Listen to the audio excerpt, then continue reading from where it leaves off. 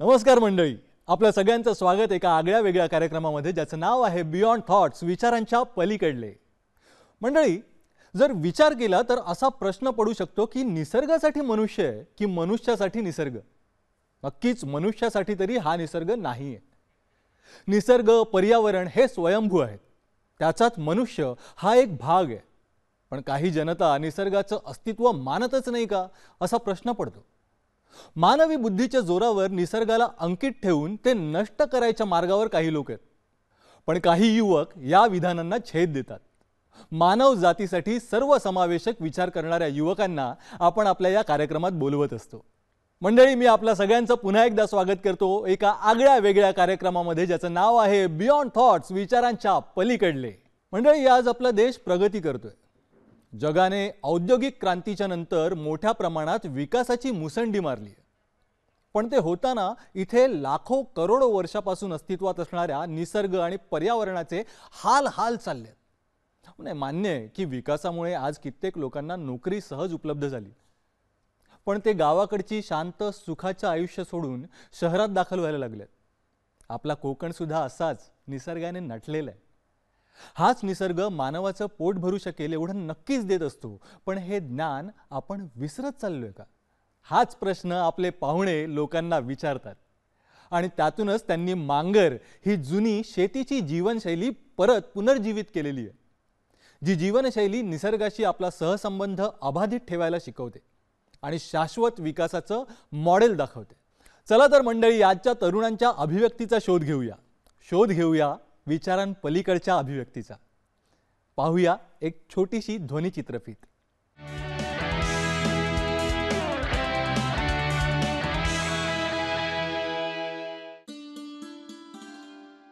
मांगर हा पारंपरिक शेतीचा एक महत्त्वाचा भाग, जी अशी जागा अथवा घर असते जे शेतात असते. त्या घरात राहूनच शेतातलं उत्पादन ठेवलं जातं. त्याची मळणी वगैरे सुद्धा इथेच केली जाते. वाळवणं, लोणची, धान्य सुद्धा इथेच साठवले जाते. या मांगर नावाने इको टुरिझम सुरू करणारे प्रसाद हे स्वतःला रान माणूस म्हणून घेतात. पारंपरिक शेती, शाश्वत जीवनशैली यासाठी ते नेहमी आग्रही असतात.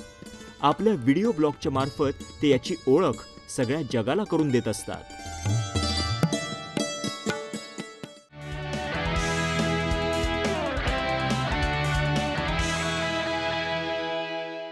तर मंडळी, तुम्हाला व्हिडिओ पाहून अंदाज आलाच असेल की आजचे आपले पाहुणे कोकणातल्या जैवविविधतेने नटलेला हा कोकण तसाच राहावा आणि पारंपरिक शाश्वत जीवनशैली जी आजचा युवक सोडून देतोय त्या युवकांना याची जाणीव करून द्यावी या उद्देशाने झटत असतात. त्यासाठी सोशल मीडियासोबत याची माहिती देण्याचा कार्यक्रम सुद्धा आयोजित करतात. आता हे कसं केलं जातं याची माहिती घेऊया आजच्या आपल्या पाहुण्यांकडूनच. स्वागत करतो आजच्या आपल्या पाहुण्यांचं, प्रसाद आणि सत्यजित. प्लीज, खूप खूप स्वागत आहे तुमचं. Have a seat.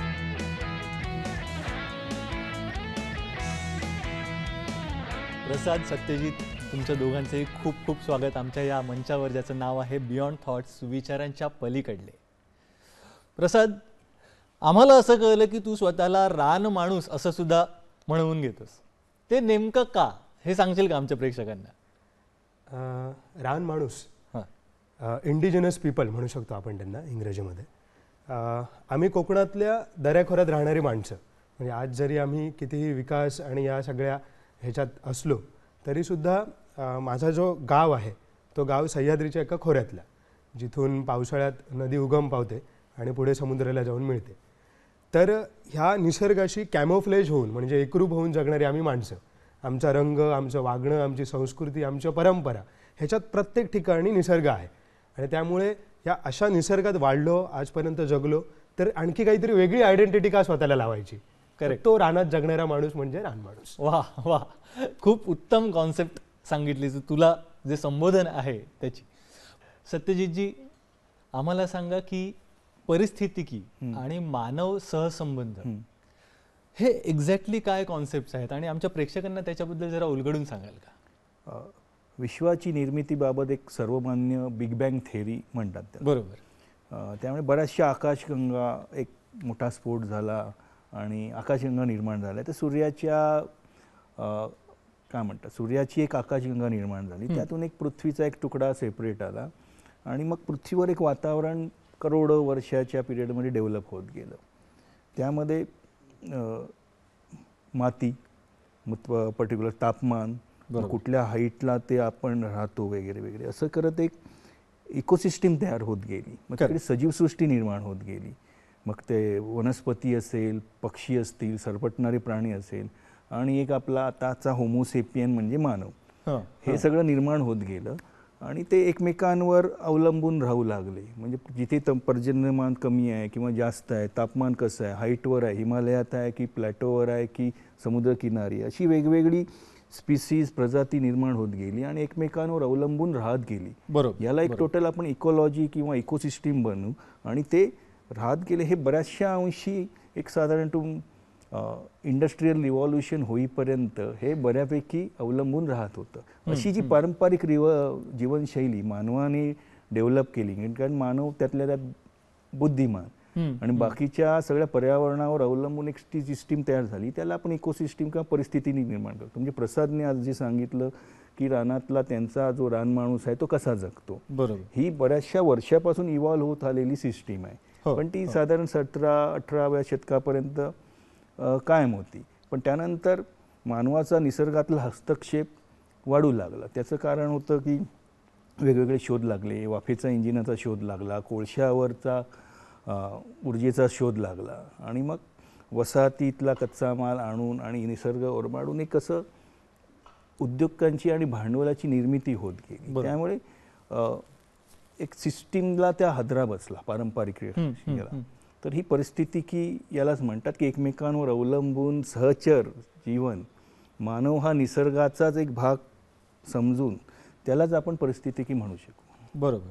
जैवविविधतेविषयी काय सांगाल? म्हणजे जी कोकणात आहे ती वाचवण्यासाठी काय काय उपक्रम केले जातात किंवा काय काय तू करतोयस प्रसाद, ते आम्हाला ऐकायला आवडेल. खरं तर माझ्या लेवलला बोलायचं तर दादा जसं म्हणाले की पर्यावरणीय कायदे अवेअरनेस, मी माझं अख्खं करिअर इंजिनिअरिंगचं सोडून आज जो ग्राउंड लेवलला काम करतो आहोत, ह्याचा आधी पहिला मी माझ्यात आणलेला बदल असा की मला समाधानी आणि माझ्या गरजा ज्या आहेत त्या कमी नाही करायच्यात. गरजा मला करायच्यात, मला सुशेगातच जीवन जगायचं आहे, पण आनंद कशात बघावा हे आधी मी स्वतःला शिकवून घेतलेलं आहे.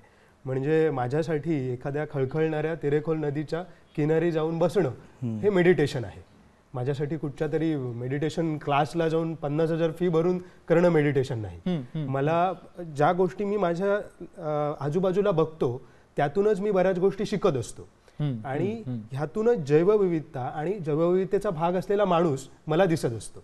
म्हणजे काय तर चौकुळ सारख्या गावामध्ये जिकडे तुम्ही जर आता उन्हाळ्यामध्ये गेलात तर तुम्हाला तिकडेची लोक एक ती कारवेच्या झोपड्या किंवा मातीची घरं बांधून तिथल्याच आजूबाजूच्या एन्व्हायरमेंटमध्ये असलेल्या नॅचरल मटेरियल वापरून कशी राहतात. म्हणजे जसं एखादा पक्षी घरटा बनवतो ना आजूबाजूच्या गोष्टींमधून, तसं ते घरटं असतं. ते घरटं मोडतं. 3 वर्षांनी चौकुळची लोक कारवीची पुन्हा ती कारवी हे होते आणि पुन्हा ते मोडायला लागतं त्यांना, पण पुन्हा नवीन कारवी उगवलेली असते ना. तो अशा गोष्टी वापरत नाही ज्या संपून जातील, तो अशा गोष्टी वापरतो ज्या रिन्युएबल आहेत आणि त्याच गोष्टींचा वापर करून तो जगतो. त्यामुळे जैवविविधतेचा आपणही भाग आहोत हे सतत दिसत असतं आजूबाजूला. एखादा किंगफिशर ज्यावेळेस प्रत्येक वेळी म्हणजे आम्ही नदीच्या बाजूला बसलो तर इझिली आमच्या इथे 4-5 प्रकारचे कॉमन किंगफिशर म्हणा, व्हाईट थ्रोटेड म्हणा किंवा तो ओरिएंटल डार्क किंगफिशर असे दिसत असतात. हे सतत त्या पाण्याच्या बाजूला असतात, त्या इकोसिस्टीमचा भाग असतात. त्यांचं जे जीवन आहे तसंच आमच्या रापण लावणाऱ्या मच्छीमारांचं जीवन आहे ना. तो काही असं ओरबाडत नाहीये. तो त्या किनाऱ्यावरती छान रापण लावतो, होडी घेतो, तो मासेमारी करतो आणि सगळ्यात महत्त्वाचं तो स्वतः आधी तिथे राहून ते आधी मासे स्वतः खातो नंतर ते जर राहिले तर ते विकतो. ह्या अशा मानसिकतेत आम्ही जगतोय. त्यामुळे जैवविविधतेचा भाग बनून जगणं हाच एक खूप मोठा जैवविविधता संवर्धनाचा एक महत्वाचा पाया आहे. बरोबर बरोबर. पण मग आम्हाला सगळ्यांना सांग ना, मांगर म्हणजे नक्की काय? तर मांगर ही कोकणात म्हणजे अगदी जुन्या परंपरा आहे मांगराची. मांगर म्हणजे आमचं एक शेतातलं घर. तर कोकणात शेती, बरेच जण म्हणतात कोकणात शेती कुठे होते, तर कोकणात शेती होते पण ती एकरी शेती होत नाही. कोकणात शाश्वत शेती होते. कोकणाचं जर तुम्ही आपण फूड कल्चरचा विचार केला की आता आपण म्हणतो की भात आणि मासे, फिश करी अँड राईस, हे आपल्या कोकणाचं एक महत्वाचं फूड कल्चर आहे. बरोबर. मग भात आणि माशासाठी ज्या ज्या काही गोष्टी लागतात त्या त्या गोष्टी पिकवणं हे आधी माझं लाईव्हलीहूड आहे. भात पिकवायला पाहिजे, मी समुद्रात जाऊन मासेमारी पण करणार. मग ती फिश करीसाठी लागणारी तिरफळं असतील, कोकम असेल, हळद असेल, नारळ असेल, हे माझ्या आजूबाजूच्या निसर्गातून मी घेतो आहे. त्याच्यापैकी बरीचशी झाडं म्हणाल तर ती सगळी इंडिजिनसच आहेत. म्हणजे kokum that is endemic to western Ghats. तिरफळं हे फक्त रत्नागिरी, सिंधुदुर्ग आणि कोकण पट्ट्यामध्ये मिळतात. नारळ आमचं आहे. तर मासे सुद्धा तिथल्याच पाण्यामध्ये मिळतात. तर हे जे काही आमचं जे फूड कल्चर आहे ते फूड कल्चर हे आपली एक पारंपरिक जीवनशैली दाखवतं. तर त्या पारंपरिक जीवनशैलीमध्ये जगणारा जो आमचा मांगरात राहणारा जो माणूस आहे तो एक सेल्फ सस्टेनेबल लाईव्हलीहूड जगत असतो. आता हे काय झालं, दिवसेंदिवस आपण आपल्या शहराकडे जे मायग्रेशन वाढत चाललंय आणि जो तरुण वर्ग जातोय त्यातून मांगर आता ओस पडायला लागले. मग हे मांगर पुन्हा पुनरुज्जीवित कसे करता येतील, तर सगळ्यात महत्त्वाचं म्हणजे काय, आपण कितीही जरी म्हणत असलो शाश्वत जीवन, तर त्यातून आर्थिक उत्पन्न मिळणं फार गरजेचं आहे. कारण काय असतात आपल्या काही, आपण आता मोबाईल पाहिजे, गाडी पाहिजे, या गोष्टीसाठी आपल्याला पैसा लागतो. जरी आपण ग्रामीण एक्स्ट्रीमिस्ट होणार नाही मी, अगदी ग्रामीण जीवनशैली म्हणजे अगदी सगळंच सोडा आणि राहा असं म्हणणार नाही. मग त्याच्यातून पैसा कसा निर्माण होईल, तर मग काय, तर आज पर्यटन कोकणात वाढतंय. आपण बघतोय की चला मालवणला चला, गोव्याकडे चला, तर लोक सारखी सिंधुदुर्ग, रत्नागिरीकडे येत असतात. बरोबर. मग हे जे लोक येतात त्यांनी काय बघावं, तर एखादा मांगर बघावा, रापण बघावी, इथल्या लोकांचं कल्चर बघावं, लाईव्हलीहूड बघावं. मग ती जेव्हा लोक माझ्या मांगरात माझ्या शेतकऱ्यासोबत इंटरॅक्ट व्हायला येतील त्यावेळेस त्यांच्या लक्षात येईल की अरे हा नाचणी करतो, हा तांदूळ करतो, हा कोकम करतो. मग ती लोक त्याच्याकडून काही नॅचरल प्रोडक्ट सुद्धा विकत घेऊन जातील. बरोबर. मांगर जीवनशैली बघतील, मांगरातलं खातील, जेवतील आणि त्याच्यासोबत ज्या काही गोष्टी घेऊन जातील त्यातून त्या शेतकऱ्याला काहीतरी लाईव्हलीहूड निर्माण होईल, काहीतरी उत्पन्नाचा सोर्स तयार होईल. आणि काही लोक पर्यटक असेही असतात, म्हणजे आहेत आपल्या महाराष्ट्रात म्हणा, भारतात म्हणा, त्यांना तिथे येऊन राहायलाही आवडतं. मग ती 2 दिवस राहतील, फॅमिलीसोबत ती लाईफस्टाईल एन्जॉय करतील, त्यातून त्याचे काहीतरी एक ठराविक उत्पन्न त्या शेतकऱ्याला देतील. म्हणजे तुमच्या घरात, तुमच्या दारात पर्यटक येऊन तुम्हाला 4 पैसेही मिळतील आणि तुमच्या जगण्याला, जसा दादा म्हणाला की अस्मिता, कोकणी माणसाला पैशाबरोबर अस्मिता जर मिळाली तर तो कोकण सोडणार नाही. त्या जगण्याला अस्मिता पाहिजे, त्या जगण्यात आनंद आहे, त्या जगण्यात जो मोठेपणा आहे तो पर्यटक त्याला दाखवतो. काय दादा, काय सुंदर जगता तुम्ही, तुम्ही इथे छान निसर्गात राहता, काय सुंदर जगता. मलाही युट्यूबवरती कमेंट येतात, मलाही छान वाटतं, मग मी अजून व्हिडिओज करतो ना. तसं त्यांनाही ते जीवन टिकवण्याची जी काही आतून जी भावना तयार होते ती यातून तयार होईल. म्हणून एक मांगर जीवनशैली एक प्रमोट करतो आहोत. क्या बात आहे. मंडळी, मला खात्री आहे हे सगळं ऐकल्यावर आता तुम्ही पण प्लॅन्स बनवायला वगैरे सुरुवात केली असेल. पण थोडं दमाने आपण चर्चा कंटिन्यू करणार आहोत. त्यापूर्वी घेऊया एक छोटीशी विश्रांती. कुठेही जाऊ नका, पाहत रहा बियॉन्ड थॉट्स, विचारांच्या पलीकडले.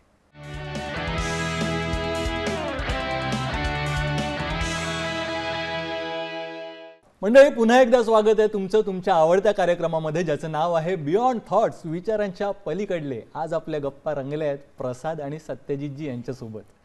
आम्हाला सांगा ना, शाश्वत जीवनशैलीसारख्या आणखी कुठल्या जीवन पद्धती आहेत? शाश्वत जीवनशैलीच्या अंडर बऱ्याचशा पद्धती येतात. जसं कोकणात आता भात शेती आहे. बरोबर. आता भात शेती झाल्यावर कोकणातला माणूस एक आता सध्या कापणीचा सीझन चालू आहे. मग त्यामध्ये जी शेती होते ती लेग्युम्सची होते, म्हणजे शेंगांची शेती वगैरे, असं एक तिकडचं झालं. आणि आपण मगाशी रापणबद्दल पण बोललो, एक समुद्र ही शेती जीवन हे झाली. आणि एक वृक्ष शेती असते जी घाटावरच्या किंवा स्लोपवरच्या जंगलांमध्ये असते. मग त्याच्यामध्ये जी उत्पन्न येतात ती आपण ती करून त्यांचं शाश्वत जीवनशैली म्हणजे एक आर्थिक पण मिळावं आणि तुमचं जीवनाचं समाधान पण राहिलं पाहिजे. तसंच एक समुद्राजवळचं असं आपण म्हटलं मगाशी रापणचा विषय घेतला. रापण म्हणजे एक माणूस हा सामाजिक प्राणी आहे. तर इंडिव्हिज्युअल एक वैयक्तिक बोट असणं आणि वैयक्तिक सगळा कारोबार असणं त्याच्यापेक्षा पूर्वी चांगली इव्हॉल्व्ह झालेली सिस्टीम आहे. म्हणजे अशी सिस्टीम, रापण सिस्टीम ही वन ऑफ द बेस्ट असं म्हटलं जातं वर्ल्ड वाईड. म्हणजे पूर्ण गावात 25 ते 50, 60 मच्छीमारांचा समूह एकत्र समुद्रात जातो आणि त्यांचं सगळं कॉमन असतं. बेसिकली बोट कॉमन असते, जाळं कॉमन असतं आणि मग त्याची ते वाटे पण स्वतःला खायला घेतात आणि मग मार्केटमध्ये लिलाव केला जातो आणि मग एक वाटा सेपरेटली पण ठेवला जातो की कोणाला पैसे येतील त्याचा, म्हणजे उचल लागली किंवा कोणाच्या घरी कार्य असेल, कोणाला आजारी असेल तर त्याला पण ते दिलं जातं सगळं. आणि अशा प्रकारे एक समूह तो काम करत असतो आणि एकमेकांवर विश्वास ठेवून एक सहकारी जीवन आतापर्यंत चालू होतं. म्हणजे मालवण, देवगड, आजरा. आता माडबन या गावामध्येच एक प्रसिद्ध लेखक आहेत गंगाराम गवाणकर, त्यांनी रापणीचं परत हे केलं, आत्ता गेल्या महिन्यापासून परत सुरू केलेलं आहे. ते सामूहिक जीवन हीच पुढे ही पर्यावरण रक्षणाची एक स्टेज आहे असं समजू आपण. बरोबर. रापणबद्दल आता थोडंसं बोलू. मगाशी दादा पण बोलले, तू पण बोललेस, तर रापणबद्दल थोडंसं प्रेक्षकांना सांगणार सागर. रापण ही एक कोस्टल कोकणची एक संस्कृती आहे मासेमारीची.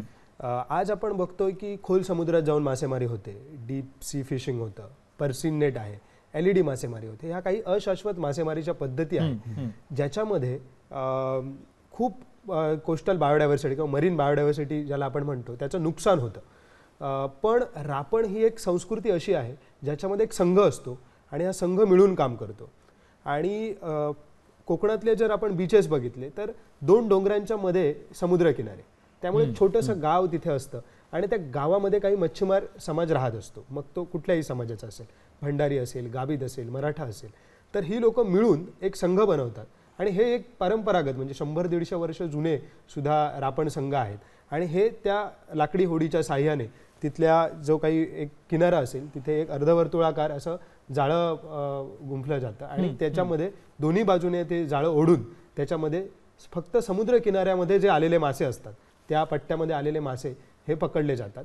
आणि ह्याच्यामध्ये आपल्याला जे चांगले वाढ झालेले मासे मिळतात, कुठल्याही प्रकारचं नुकसान होत नाही समुद्राचं, कारण समुद्राच्या पोटात अशा काही गोष्टी आहेत ज्यापर्यंत जर माणूस पोचला तर खूप मोठं नुकसान होऊ शकतं.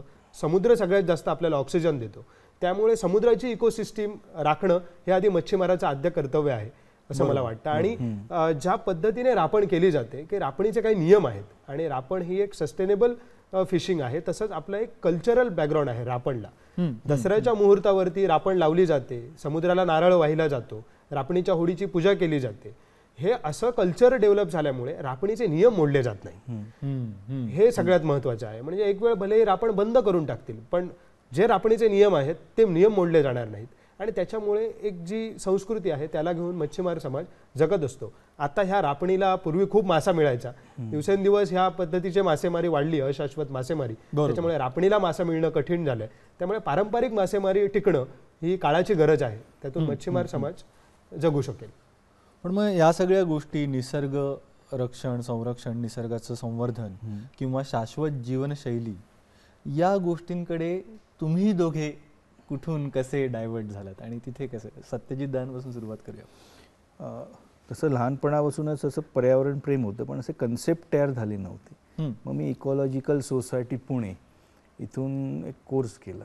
म्हणजे आपल्याला गावाला जाऊन राहायचं आहे तर तिकडे नक्की काय करणार, तर प्रत्येक इकोलॉजी काय असते, म्हणजे सजीवसृष्टी कुठली आहे, पक्षी कुठले आहेत, प्राणी कुठले आहेत आणि आपण तसं कसं इंटरमिंगल होऊन कसं जगावं याचा एक अभ्यास सुरू झाला होता.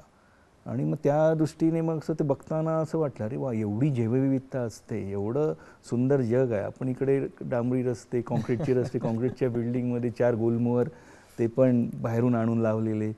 तर अशा प्रकारे एक आवड निर्माण झाली, प्रेम निर्माण झालं. आणि मग बघितलं की बरेच लोक काम करत होते, कोण कासवांवर काम करत आहे, कोण हॉर्नबिलवर काम करत आहे. मी म्हटलं असे ते डेंजरस स्पीसीज एंडेंजर स्पीसीज का झालेत ते, तर हा रेटा जो होता विकासाचा तो मूळ होता. आणि 1750 नंतर आपण बोललो ते इंडस्ट्रियल रिव्हॉल्युशन झाल्यानंतर एक कॅपिटल तयार झालं आणि ते जगभरात राहिलं. आणि कॅपिटलचे 2 गुणधर्म असतात, एक प्रवाही राहिलं पाहिजे आणि ते वाढलं म्हणजे प्रॉफिट जनरेट केलं पाहिजे. आणि त्याला ट्रिलियन्स ऑफ रुपीजचं कॅपिटल आहे. म्हणजे पाश्चात्य आहे, चायनीज आहे, इंडियन आहे. आणि त्या कॅपिटलची गरज म्हणून ते विकासाचा धोशा सगळ्या जगावर डेव्हलपिंग कंट्रीज म्हणून आपल्याला जो शिक्का बसला आहे तिकडे, म्हणजे तुम्ही अजून डेव्हलप व्हा.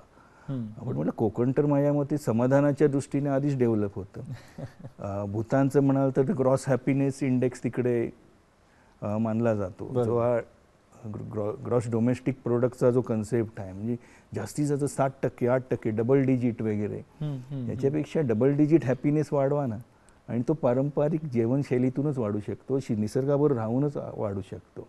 निसर्गाला ओरबाडून तुम्ही नाही सुखी राहू शकत. That's all. म्हणून ह्या कन्सेप्टने मग आपल्याला जर कळलं आहे तर मग लोकांशी कनेक्ट होत या फील्डमध्ये अवेअरनेस कॅम्पेन वगैरे करत आणि लोकांना जागरूक करत, युवकांना एकत्र आणत, म्हणजे सगळ्यांशी कनेक्ट. आज 2 जिल्ह्यात रत्नागिरी आणि सिंधुदुर्ग आमचा कनेक्ट आहे. क्या बात आहे, क्या बात. मंडळी, आपण या गप्पा अशाच कंटिन्यू करणार आहोत, पण त्याआधी घेऊया एक छोटीशी विश्रांती. कुठेही जाऊ नका, पाहत रहा बियॉन्ड थॉट्स, विचारांच्या पलीकडले.